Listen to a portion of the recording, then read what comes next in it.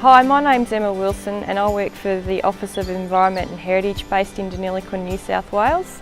I'd like to tell you the story of the environmental watering projects that have been done in the Cockran, Jimaringle and Gwynnes Creek. The Jimaringle, Cockran and Gwynnes Creek system is located west of Deniliquin and travels for about 120 kilometres from the Cockran Creek and makes its way through to the Nema. This system is an ephemeral creek which has both dry and wet phases, and this is very important to maintain a healthy system. The natural flow regime of the Jimaringle, Cockran and Gwynnes Creeks has been greatly altered due to river regulation, land practices and the installation of infrastructure such as levee banks and roads. After being approached by local landholders who had concerns about the declining health of the system, the Office of Environment and Heritage investigated how to return a more natural wetting and drying cycle and how to best deliver the required water. Generally it only runs about once every 5 years, sometimes it's once every 10 years, and when the droughts come along we've had no runs in it, no natural runs until 2010.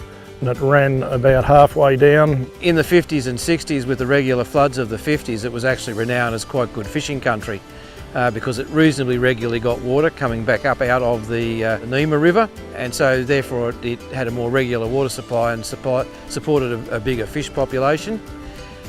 During the 60s and 70s though, it actually went to the other extreme where it never ever dried out and was quite wet for a long time and basically filled up with kumbungi, and at that stage a lot of the trees, the dead trees that you'll see now, actually died of flooding rather than died of either thirst or of salinity. The Jimaringle and Cockran Creek systems, sections of this system had not had water in it for 10 years, and the Gwynnes Creek had not had water in it for over 40 years. This creek is an old creek, it's a deep creek as you can see, and the probability of getting overbank flows, which everyone talks about, is probably something that won't happen for a long time unless it's a major flood. Office of Environment and Heritage investigated the project and worked closely with local landholders to look at the best way of delivering environmental water into the system. In 2010 we did a trial watering using Murray Irrigation infrastructure.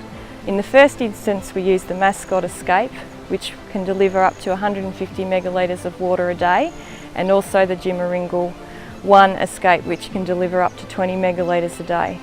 We were hoping to bring it back to life, and there was a Matt Herring come through and done a study on the creek, and he came up with all sorts of things that we didn't know were there, and since then they've multiplied. And as the trial project was so successful, we've since then expanded the project and have delivered 9 gigalitres of environmental water consisting of New South Wales and Commonwealth environmental water. We've seen a fantastic result with these waterings. We've had 9 species of frogs identified in the system, and in this area we get 14 species, so that's pretty good going. We've also, among those species, we've also had the southern bell frog in the Gwynnes Creek, which is fantastic to see considering that system hasn't had water in it for over 40 years.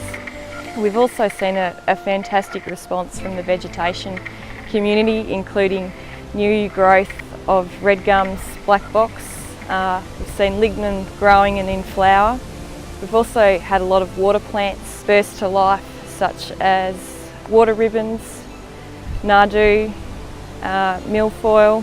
We've also seen an excellent response from grasses, sedges and rushes, which has been fantastic to see.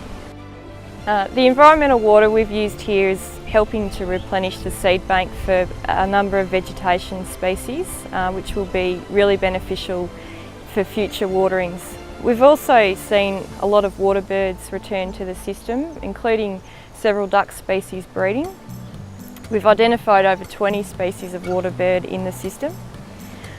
Landholder infrastructure and irrigation has given us the ability to deliver water into some parts of the creek that would not be possible as they sit so high in the landscape.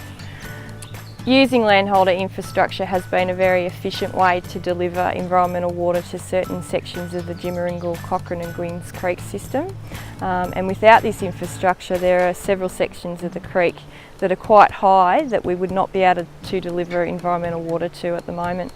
The Office of Environment and Heritage has done a great job, particularly in this area, because they've had people on the ground out here talking to us, liaising on with us. Office of Environment Heritage, it's been a great relationship we've had with them. The partnership has worked very well. So really now it's a different set of management questions, a different set of management options. It's really nice having water in it, but it's not a natural permanent water stream.